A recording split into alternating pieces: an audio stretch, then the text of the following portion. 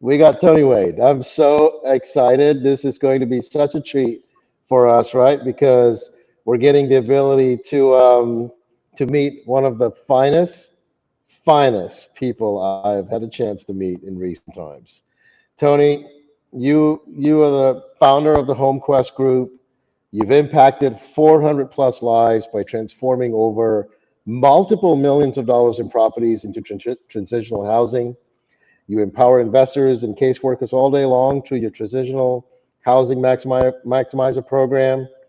You have the creator of Be Sovereign, which we definitely are going to talk about today, and your 15 plus years as a business leader, community leader, educator, compassionate investor, and we're going to talk about you launching out your Roku TV show as well here in the near future. So, Tony Wade, good afternoon. Good afternoon, Butch. I'm so glad to be here.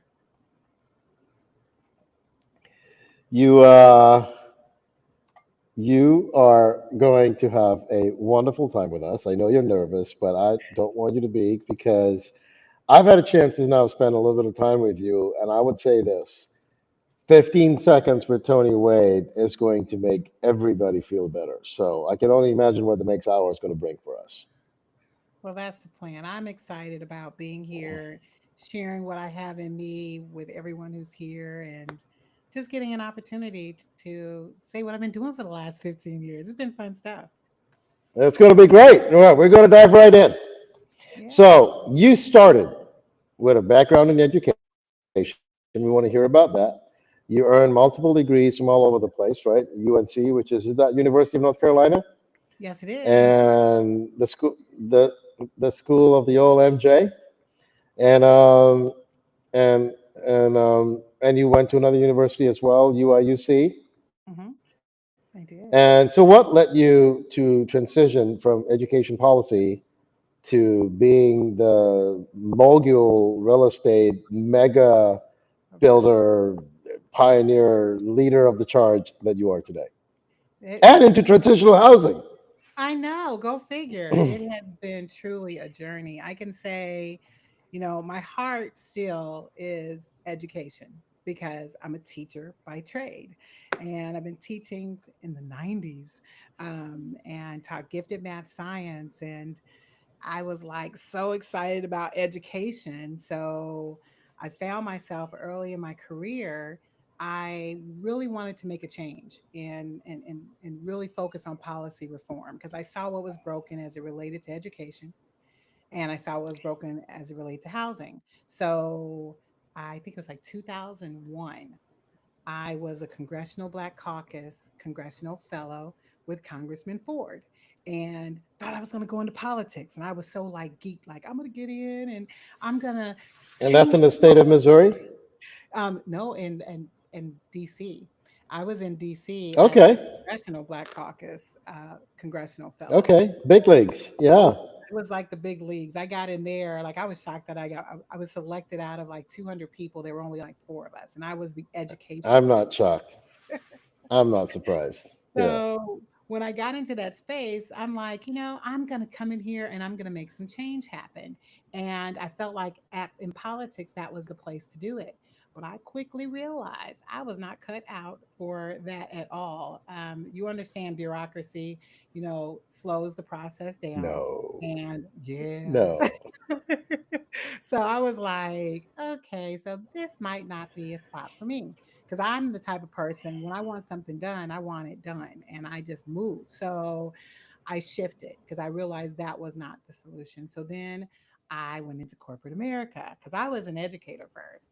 This didn't pay well. Right. So in corporate America, I'm like, okay, I'm going to get in, learn some business acumen because my mother had taught me so much anyway growing up that I saw how those skills could lend in corporate America.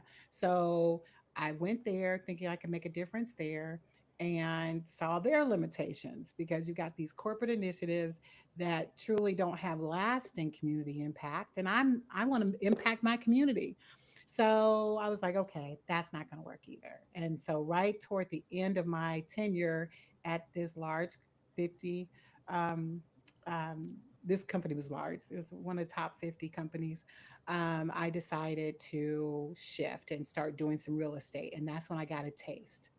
And once I got a taste of what real estate could do, now, not just from the standpoint of what you typically hear about real estate, the flipping, I've been there, done, did all that. you know, I was like, Yeah. hey, I really want to get into something that's going to make a difference in people's lives. And that's when I got into transitional housing. I started helping people. All And right. once Help people me understand. Help me understand what transitional housing is necessarily, and the business side of it. So, transitional housing, in a nutshell, is housing that impacts people who are in transition. Clearly, it's not permanent, at least that's not the goal, but it's providing some type of service to an individual who is in transition. And it starts with the housing, and you give them other services. And I do lump a lot of other things Okay. under transitional housing, like group housing, you got group homes, you got recovery homes, you got all these other type of homes. They're still similar to transitional, and they typically involve some form of a shared housing model. So that's what, when you hear me So say transition, Tony, it's all of that. does do you work with social agencies, government agencies, in the transitional housing program, or is this completely privatized and managed outside of that? So it can be both. I mean, I work with agencies, those who want to work in, like, we could have housing specific to a specific agency. We could just simply, I do a variety of different things. I do contracts with this with the state. So it just depends on where, what my niche is, what I'm going for. But yeah, I work with a lot of different agencies and government entities. Okay. So help us understand. Do you own these properties, or are they on leased premises? Who are the owners of these? Are these residential properties? So they are residential, and I do a variety. So most transitional housing is residential, and we've always gone into Okay. it that we own it.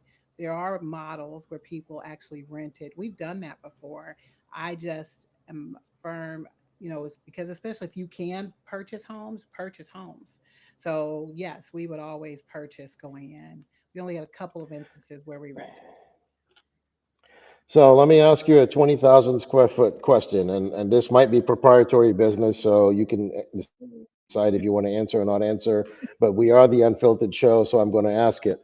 So if I understand this correctly, I buy a house, I set the house up for transitional housing, so which means I got to either put in some amenities or staff to help facilitate that, and I then enroll people that qualify for transitional housing, could be through a social agency or government agency, and I get paid for each occupant in the house, which allows me to keep the staffing levels and the safety of the home and the security of the home and everything for the tenants that are in there. And then over time, I also own the property outright because what I'm being paid to manage the house gives me enough profitability to also make a mortgage payment. So I'm also growing an asset. Did I understand it correctly? In a nutshell, yes. There were some components, because depending on Correct. whether you're licensed or unlicensed, you may or may not require staffing in the way you're talking staffing. So we ran a residential care facility Okay. that was 24/7 care versus independent Okay. living. You might just have somebody that helps make sure they get checked in, and you might have a house manager on site, and that person lives there. Got it. So different, but it's not in the full breadth of like 24/7 care or anything like that. Awesome. So I have some friends here in the state that I'm currently in right now, visiting in California, and where I used to live for 30 years. But I have some friends who own assisted living facilities for adult with mental handicaps. So they Mhm. have live-in nurses, or at least they have an in-house attendant, and they have a visiting nurse, and all of that. So is that similar to what you're talking about in one Ab- form of transitional housing? Absolutely.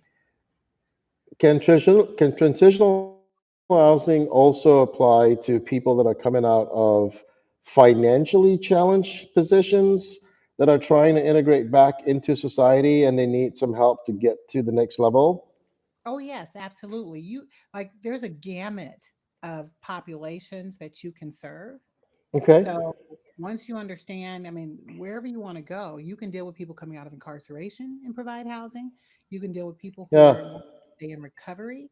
You can even deal with people who have bad credit that now can't afford to get an apartment because nobody will rent to them. Oh, wow. So it's still Wow. And transitional Tony, you were worried. transition. So, to anybody listening in on this call, right, Tony was a little concerned about whether or not we would have enough talking points and, to take up the whole set period that we had allocated for the show.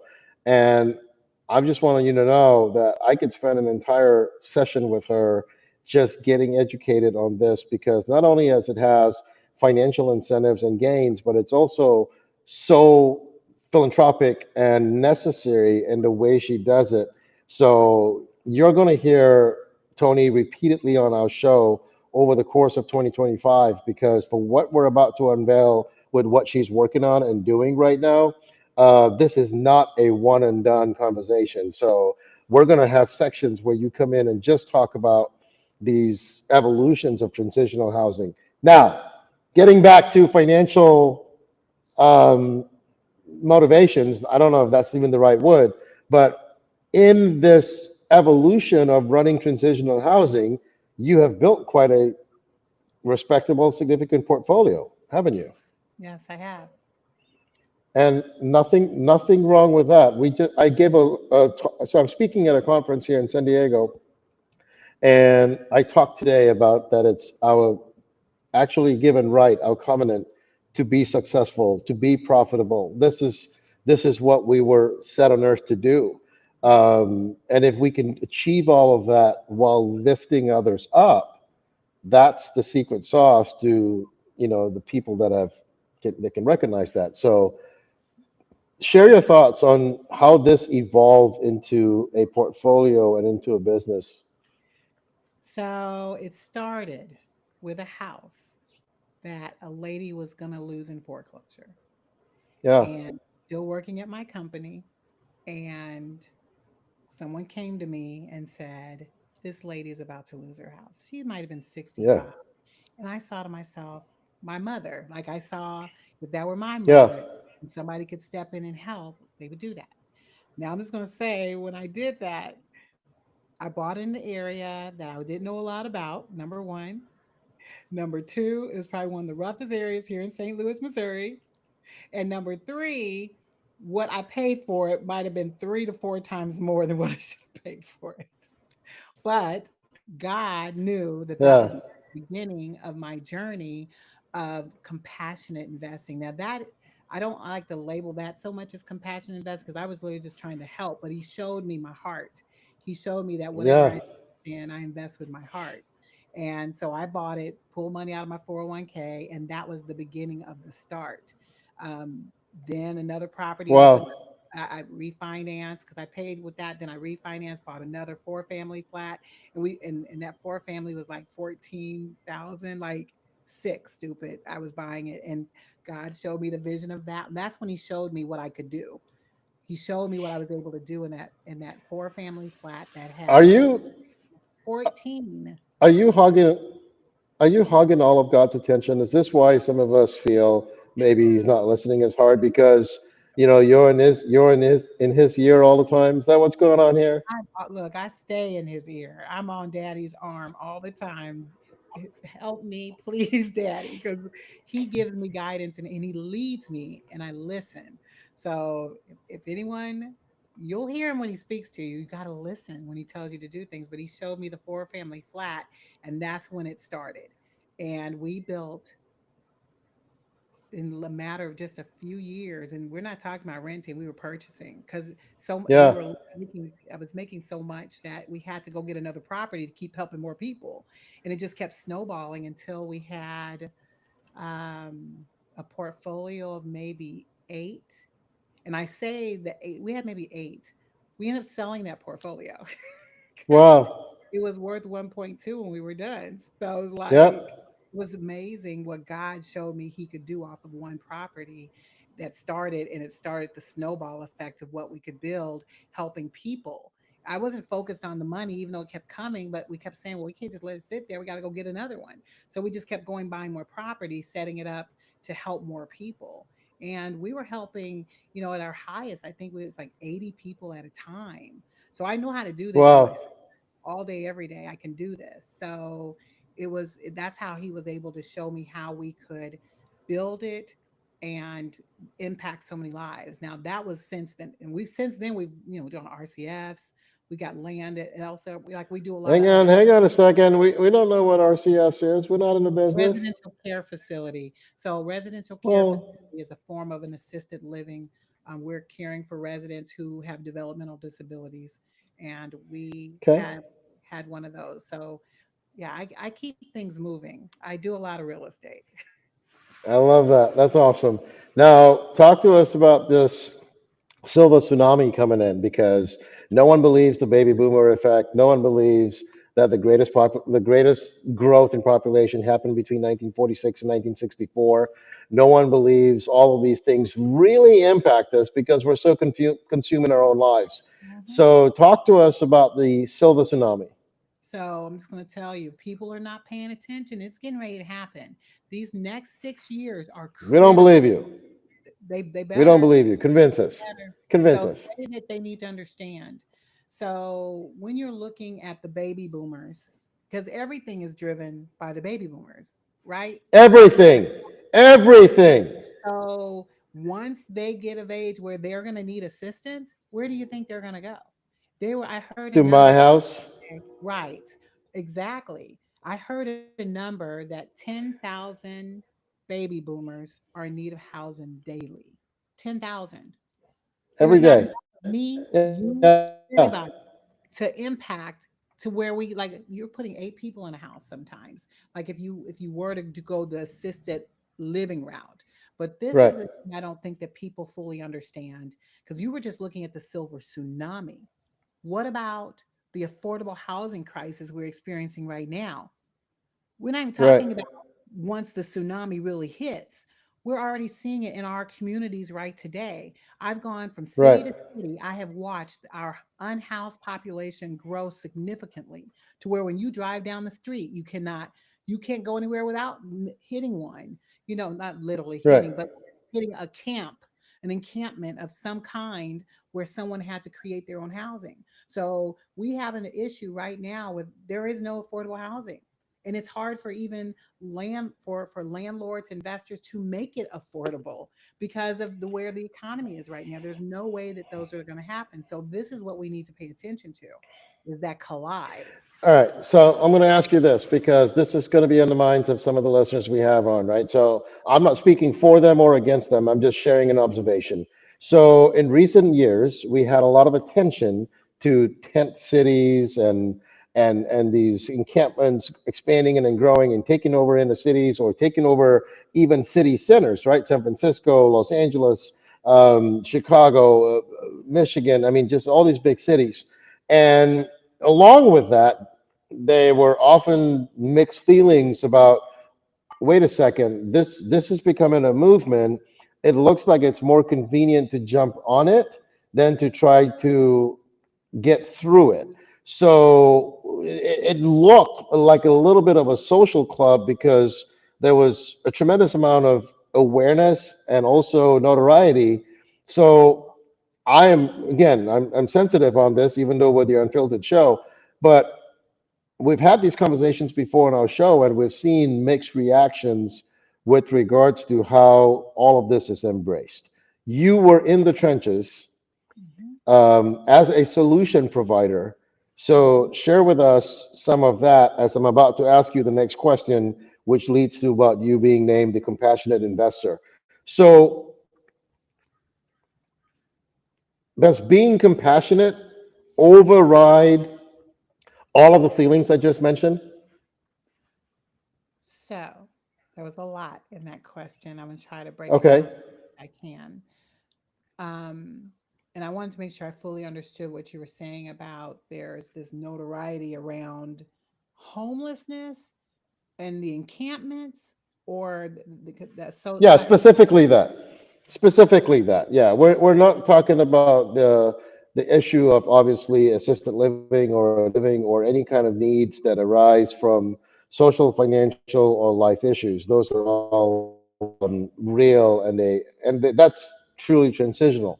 But we're talking about the what seems to be either greater numbers of homelessness or just more awareness of homelessness in recent years. No, there's definitely greater numbers of homelessness.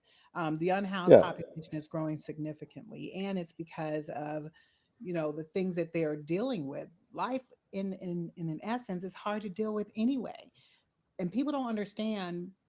You really are one step away from being unhoused. Most people are 1 to 2 steps sure. away. So I'm just going to say that too. I'm an advocate for the unhoused because I think that if you've never had to deal with them on a day to day basis, you don't really know what they go through. The addiction, because they couldn't cope with Right, life. Many of us, right, if you just have a casual drink of wine at the end of a day, can turn into a major addiction, right? sure, Or people who resort to weed or other things to cope with life. So that's what we need to right, understand how it starts. And that's why I say, because I don't think that when we're looking at our unhoused population, that it's not growing, because it is, because life is difficult to deal with because of the impacts that life is putting on people. And these are people that are like just like you and me. They just had life happen. I've got examples of guys that literally I talk to still regularly that now are in recovery. They now yeah. have stable, all these things, and they're just like you and me. So So when you say you and me, my first thought is you mean strikingly good looking? Is that what you're referring to? you're so funny. You would say that.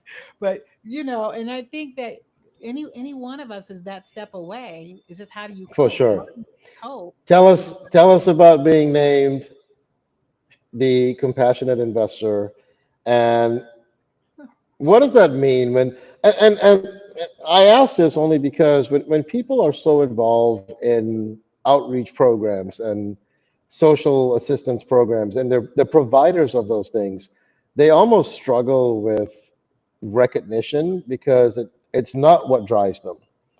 But we have to recognize them. So when you were named the compassionate investor, tell us who provided you with that award, and what did that mean for you in business? so I gave myself the award as the compassionate investor. Oh, I love that. And let me tell you why though. So, and those of you in real estate will understand there are niches that sort of carve out for people. This was something that one day someone just called me. They said, I've never met anyone so compassionate as an investor. I'm like, yeah, I'm the compassionate investor. And literally it stuck. This was years ago. And so I now I'm love the it. compassionate investor. I didn't get an award other than the one I gave me. This is my award. Thank you very much. I I appreciate love it. Yes, it. I want one. But being the compassionate investor is just because my heart, everything I do in real estate is around helping people. It's not about the bottom line.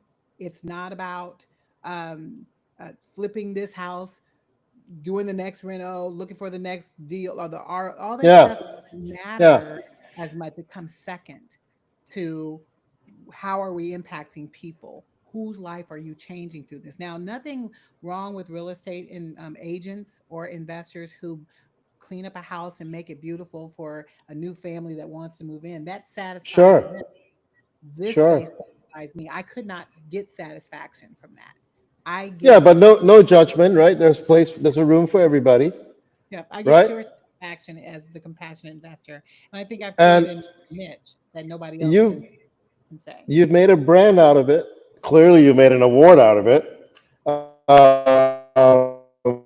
which is very special. But you've also created a following about what you've done, and you've now been able to make it accessible to other people as well. At the end of the day, on the flip side. So I see the motivations to take what you're doing and share it with as many people as possible. But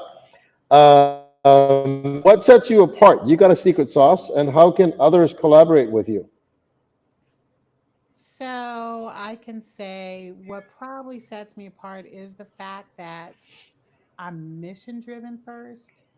Um, Nothing against finances, nothing against the financial profit, because clearly you want to be able to be profitable. Because I know what it's like to be mission driven and lose money. So I'm not talking about that. I'm talking about being mission driven and be profitable. So when you're mission driven first, and the profit is sort of like the second thing I think about. I think about how I can impact people first, Yeah. and how can I serve what my true mission is, which is ultimately to help people learn how to sustain themselves. So I always look at the mission first. I think that's what makes me different. And I recognize the power of both of those two things together. Um, Being able to maximize So, profits, but then also making sure that it's meeting what your purpose is. so it's the mission, not the commission, right? It's what you're saying, It is the mission, not the right? commission. Mission over Not the money. commission. I like mission. Every time I hear I'm gonna write that one down. Mission, not commission. I'm taking that. every time I hear the word mission, right, in business and in life over the last 20 years, I immediately am thinking dun dun dun dun dun dun dun doo, right? Ethan Hunt. And it's always been impossible because every time you get drawn to a mission, it just seems like it's the hardest task to take on. Um, so for some of us, maybe present company included, meaning me, who are somewhat exhausted about doing mission work because uh, it's exhausting. Where do you get your energy to keep going? So let me ask it differently, or think about it differently. Okay, You you're gonna call know, me out now. Good. oh yes, I am. Do you know why you're here? Do you know why you On are? Earth, Yeah. So I absolutely do. when you identify what your purpose is, right? You know this is Yes. why I'm here, and it's in your gut. That mission is there. Oh, I'm not arguing with you. I believe that knowing what we must do or are called to do and being willing to do it are two different things, Well, right? So obedience is better than sacrifice. I know, So yeah. I get it. I I don't get tired doing it. I could do this in my sleep. Now, do I wake up sometimes nervous like, Father, this is just too big for me? Yeah, I do. But he gives me strength every day. That's where I get my strength from is him daily. So that's how I get it every day to move forward in it because I know this is what he's called me to do, even sometimes when I try to run.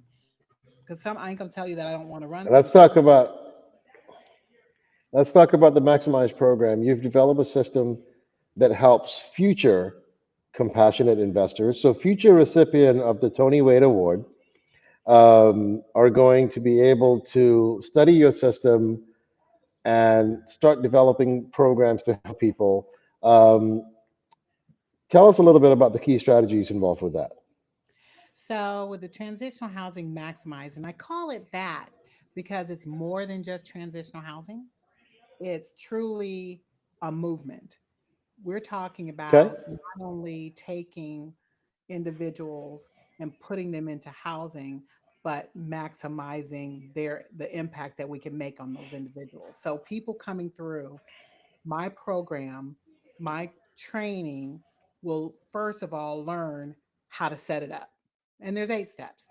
And and we strategically Okay. just walk them through how to just set it up. But it's more than setting it up. It's more than the steps. Because now after you've got the steps and you have your systems in place to do all that, how do you now scale that? And once you learn how to then take that to the next level, and then impact the people who are in it. That's why we talk about Okay. maximizing. That's one level. There's a second level. The second level is the individuals who learn this program will also get the business acumen that they need to build what they need to build for themselves. Because that first house clearly is not going to be the end Okay. all. Could be for some people. They might be happy with just doing that one and they were good. but there's more that can be had, and my job is to help them get that. So it was been nothing but smooth sailings from the time you started this, right? No adversity. You've had no challenges, no roadblocks. There's been no restrictions. You've had a magic wand. Everything you've touched turned to gold. Tell us about some of the truths that you had to deal with, maybe still deal with, in developing and expanding this program.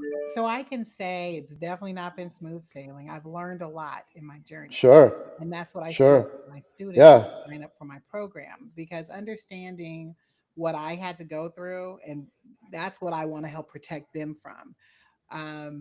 The biggest one, so there's two, well, I can go through several, but let me just name one, maybe two. Um, yeah, we had one incident because when you get a lot of nuisance violations on your property, at least in St. Louis, I don't know how they do it anywhere else, but let you get yeah. more than your share of nuisance violations on your property. And it's what they define as a nuisance, which is sort of crazy when I think about it. Because if somebody, let's say somebody overdoses at the property, that's a nuisance because they could have prevented that. You call and you're calling Okay. 911, you're calling for an ambulance, but that hits that's a hit. Somebody, if they call on your property, I've a I've been certain defining nuisance as something else altogether. I didn't quite understand that people dying on my property was a nuisance. yeah, it's considered a nuisance, especially if they could control it. And so those are and Wow. we've had to deal with that in some of our properties. So making sure that we've got processes in place to ensure that those things don't happen. That's what we do because we want to make sure that, and I do that for my students. I want to help them be successful, learn from my experiences. But that was clearly an experience that I want to help mitigate for my students. But it's not been smooth sailing. That's just one of a couple that we could potentially name. But I'll stop there. So the community and the districts and the environment and all the other businesses leaders out there, they're very excited when a strong black lady with her own style comes in and makes the difference in the community, right? Like I'm being sarcastic, I obviously, know, right? because I'm thinking that what you're doing is making such a social change that it's almost forcing the community to pay attention and either join the program or get out of the way. Yeah. Well, I will say, even as powerful as you I can love be, your style, by the way. thank you. I appreciate that. I love it. I love it. Yes. I will say though, I don't want to make it seem like it's all well received because it's not. Yeah. Especially if you're Yeah. talking about going into a community where they don't want it in their backyard. NIMBYism is Yeah. real. So when you are faced, you have to know how to handle, and sometimes you really like you have to choose your battles, right? And sometimes when you go into an area where they do not want it in their backyard, you're going to have a fight Yeah. on your hands. And sometimes you need to learn how to, okay, I didn't win that battle today, let's go somewhere else and do it. And you keep it moving.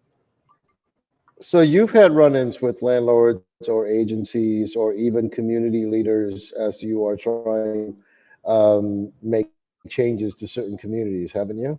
Oh yes, 100%. And give us some dirt. How nasty did it get? Ooh, don't have me go to the dirt, but We are the unfiltered show, so you you might are as well let it dish it out filtered. here. So I can honestly say Yeah. that you really have to have some tough skin when working, Okay. and and it depends on where you're working at, and you have to learn how to navigate it. And I'm just going to say, because I'm not going to get too deep in this one, but I can say politics play a large part in how things are done. No, say it's not true. Oh, Father God, I Say wish it's I not true. it's not so, but it is. And sometimes when there's an agenda and or a status quo that needs to be that nobody wants touched, they don't care who is collateral damage. Yeah. Period. So let me ask you this: does Yeah. politics create the problem, Or does politics prevent the solution? Ooh, that's a tough one because I think it's both. Okay. I know you want me to elaborate, Okay. So but I no. So policy. Yeah. No, I understand that. It is kind of a double-edged sword, right? yeah, Because policy affect the consequences, and then I've seen policy restrict the revenues. and they want to So keep the status quo. yeah. And if you want to keep the status quo, why would you create solutions that potentially could make you no longer the status quo? So these are things that unfortunately are reality. And in some communities, not every community, there's some amazing communities out here that are doing some amazing work toward ending homelessness and coming up with innovative, creative solutions to doing it. So, and I applaud those communities. And I love visiting them on a regular basis so that we can see how we can make an impact.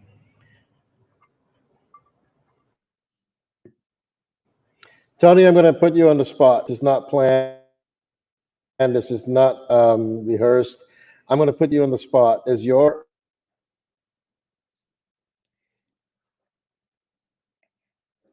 I can't hear you if you're talking. is anybody?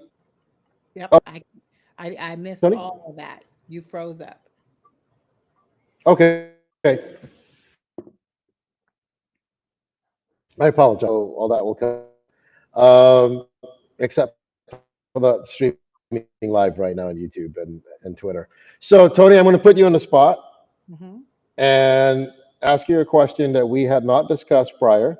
Hmm. And this is a real assessment, right? Not so much of you, and this is not a judgment, but is your programs inclusive? Is it open to anybody and everybody that can benefit from both your teaching and your solutions? I believe it is. That's the plan. Anyone, and the way that we create this is with the intent that the person who pre-qualifies, now if we're talking specifically about transitional housing, maximizing taking advantage of the training that we offer to individuals who are the residents, 100%, we want people who are pre-qualified through the people who can say, yep, this person will be perfect. So yes, I would say anybody who qualifies can Okay. participate. So two things. To be a student of yours, it wouldn't matter whether I was male, female, East Coast, West Coast, Northwest, Chinese, Hispanic, Latino, black, white. It wouldn't matter. If I wanted to learn more about your classes that we're going to talk about here next, I could, correct? You sure can. And if I was looking for transitional housing myself, if I was, falling short on life, it also wouldn't matter if I was male, female, white, black, Latino, Asian. If I needed help and you could help me, I would qualify. You would, you can apply. So, Yes, 100%. sure. A- And if I was screened and found suitable, and placed with you, you would hold my hand through my recovery. So we have a process we're putting in place right now to where I'm not the, what do you call it, the bottleneck. Okay? I'm one person, but I've got a team of people that we're building out Yeah. who will and hold you accountable. Yeah. Correct. We have an accountability process that we're building out Yeah. that will hold people accountable. Now, I'll just say this part to that: people have to then take that initiative. They have to do their part. No Of one's going course. to do it for them. 100%. Like going to the gym, right? I Mhm. can go, but my instructor's not going to work out for me. I wish, I wish Yeah. it were that The easy because first I I, got to do is show up. right, I'd be I slim. wish it was that easy. I know. Yeah. The only place I don't need help with is ordering a drink at the bar. I can do that Oh, myself, drink it myself. Yeah, and wash, rinse, and repeat. All right, let's talk about the TV show that's coming up. yeah. Or it could already be here. It's called Live for Free. So live for free, you're breaking up. So we're talking about live for free.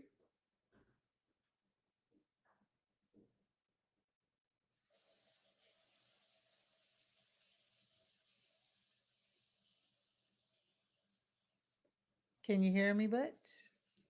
Well, I'm going to keep talking because I think I'm still going. So I think you're talking about live for free. We And are. live for free is it started off on Roku. I think you could still find me on Roku back in the early days. Okay. And live for Okay. free is truly it embodies everything that I teach. I teach people how to live for free. And so what does that look like? We have several Okay. series of courses that do that. So you can find it on Roku, but you really find it on YouTube. My live for free on Okay. YouTube is where you get everything that I talk about. So you're going to get everything rooter tutor talking about how you fully can live free, live for free. Obviously, start we talk housing, but we also talk about mindset. We talk about a lot of other things that teach you how to live for free. So at the end of the show, we're going to post this interview, obviously, and we'll put links to you and how people can find you and learn about you and stuff like that. But how would they look up YouTube? What's their search words for your show, Live for Free? So you type in Tony T. Wade. I think you go to YouTube Okay. and you'll look up Tony T. Wade. When you do that, you Okay. should find me live for free. And I don't think it's searchable by live for free. You'd have to do it under Tony T. Wade.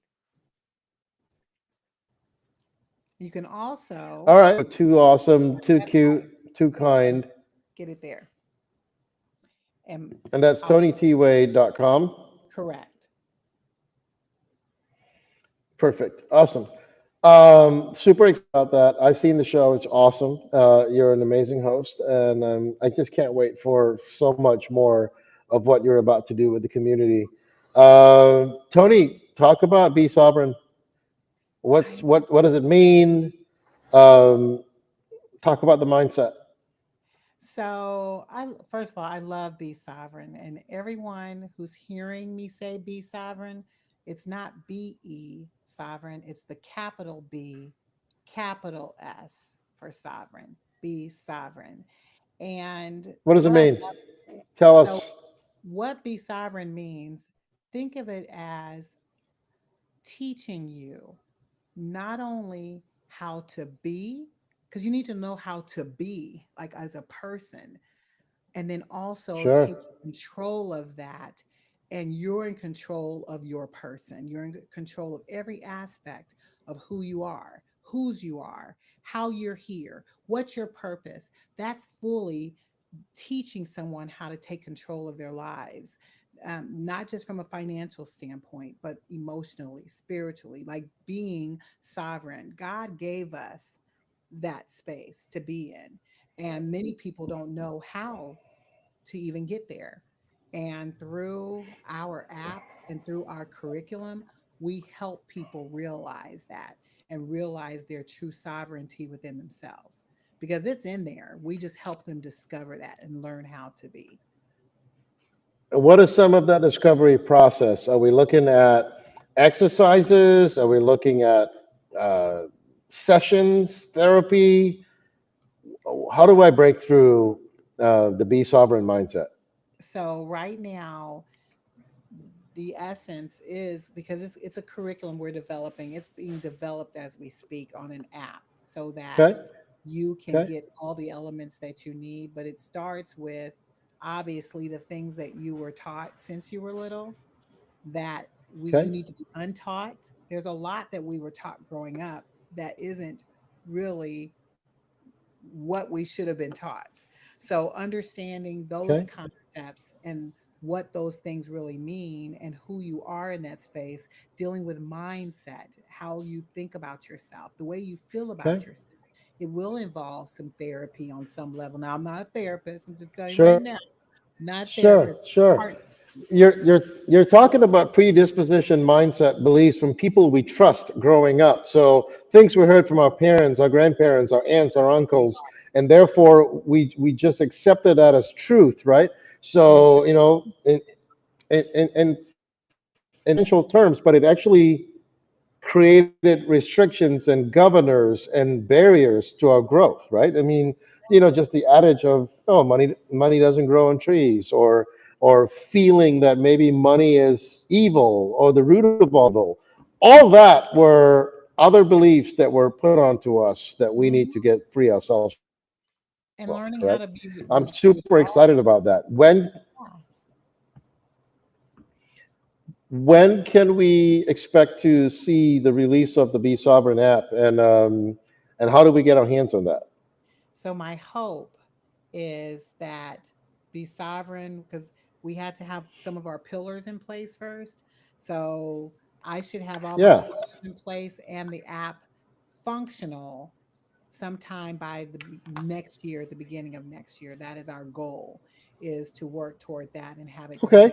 Actually had it sooner, but we had something happen that put it on hold for a minute, but we anticipate by next year to have the app ready to at least be able to see what it can do. And how do we march forward with you between now and the release?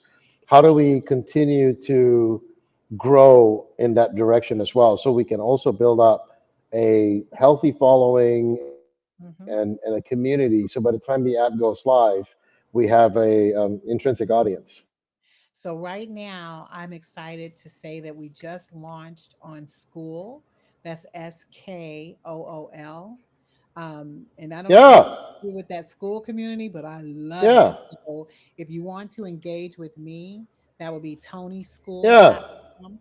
That's TONISKOOL.com.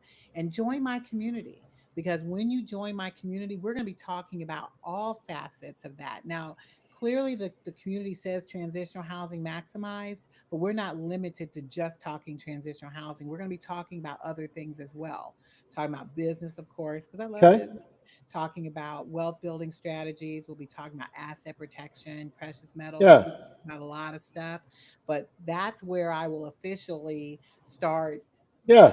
creating that connection. Once we launch, we'll be communicating it to that community.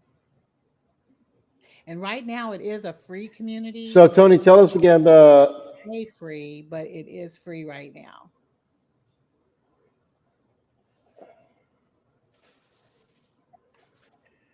Tony, tell us again how we find you there. It's tonischool.com. TONISKOOL.com. And that's transitional housing maximized school. Perfect. Perfect. And super excited with that. That is very exciting. You've been super generous, Tony, with both your time and talent.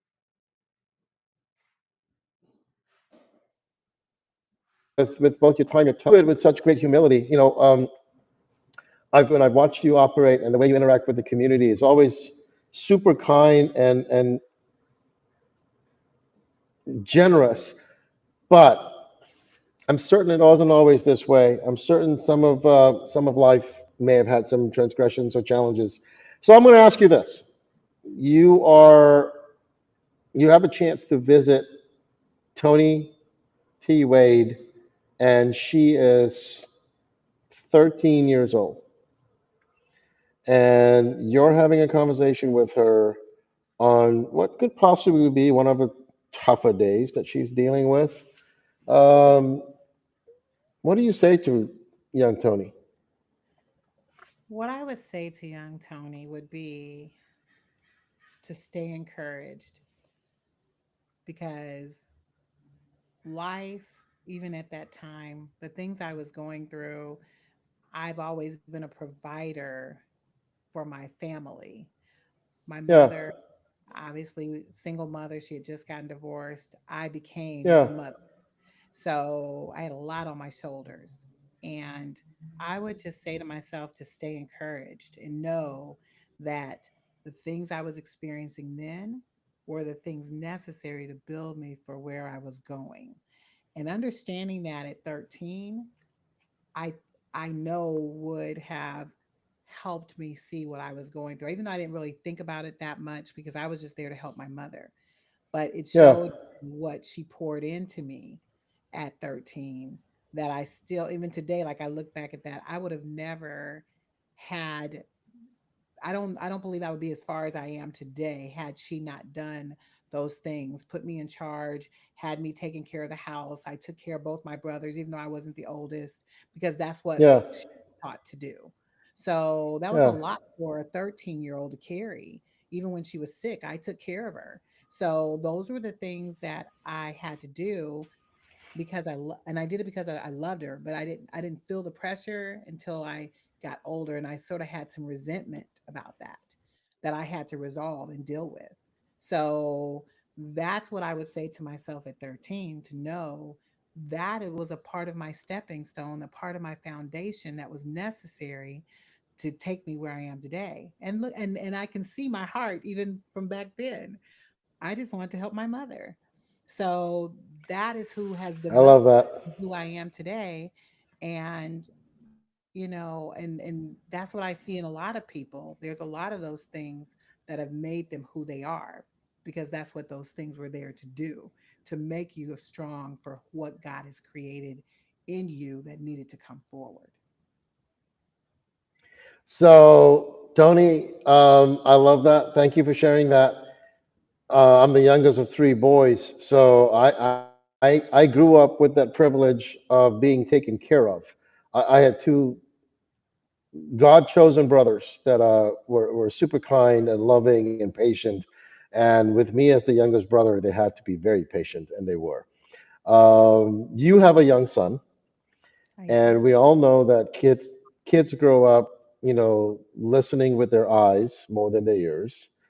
Hmm. So your son may be experiencing a different level of Tony than you would remember yourself, right? Because you're further along, you're accomplished, you make an impact, you're looked up to.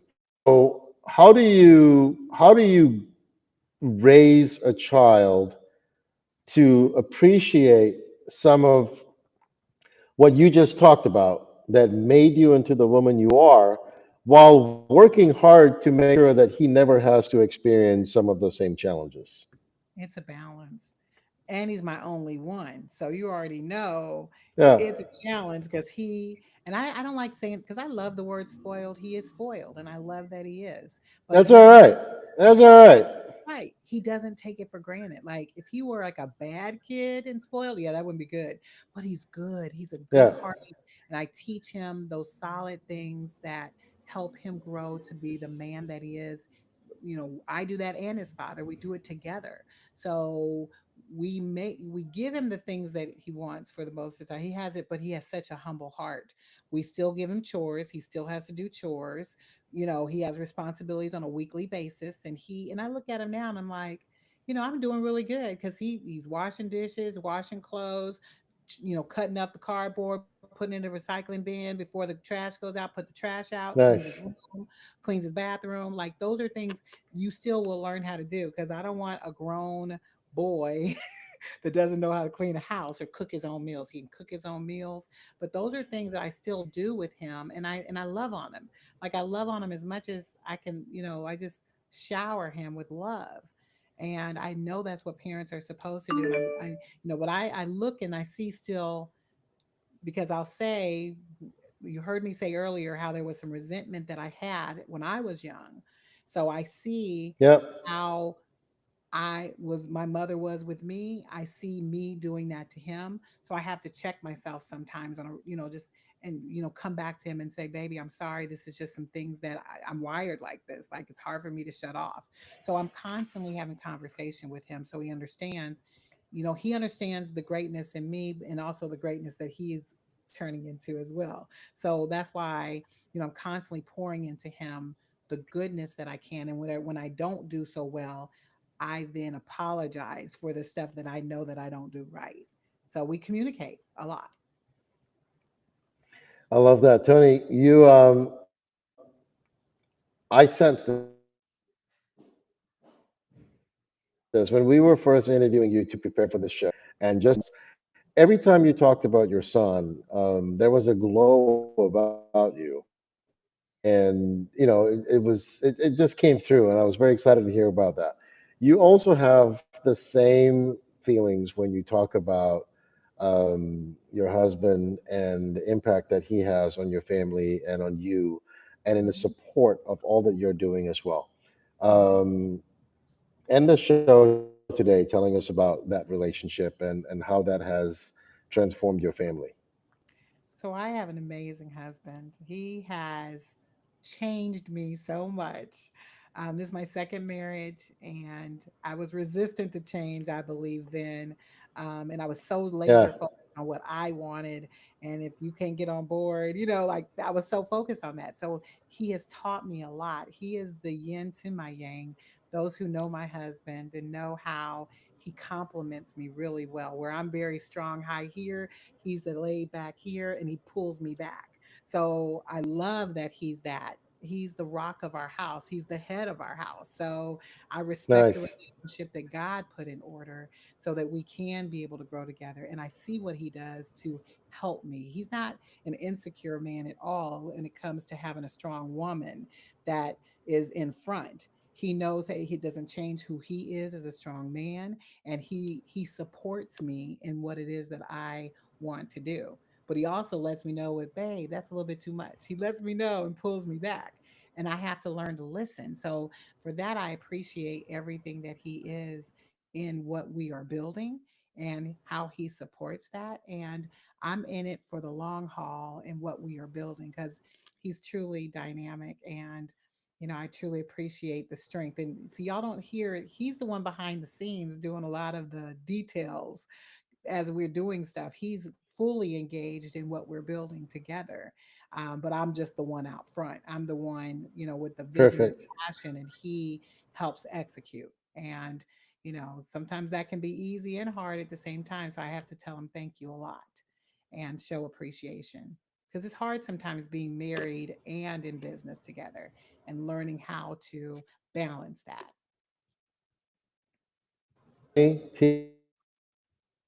Tony T. Wade, it has been such a treat to have you on the show. We're going to have to listen to you several more times. We're going to have to watch your progress. We want a front row seat to the Tony T. Wade show. And thank you for being a compassionate investor. It would be fabulous to have you on the show again. A compassionate wife, compassionate friend, compassionate leader, business lady. So, just like you hog all of God's attention so that he can't listen to any of us, you've now clean sweep the Compassionate Award because you have won just about every category out there. You're the anointed one. I couldn't be more proud to call you my friend. I couldn't be more proud to be invited to journey with you over the next 10 years. And I'm certain we will when the show comes out. And Tony, thank you for being so loving, so kind, so generous today. We're gonna sign off because I will talk to you soon. Thank you. Thank you. Thank you. Bye bye, sweetheart. Bye bye.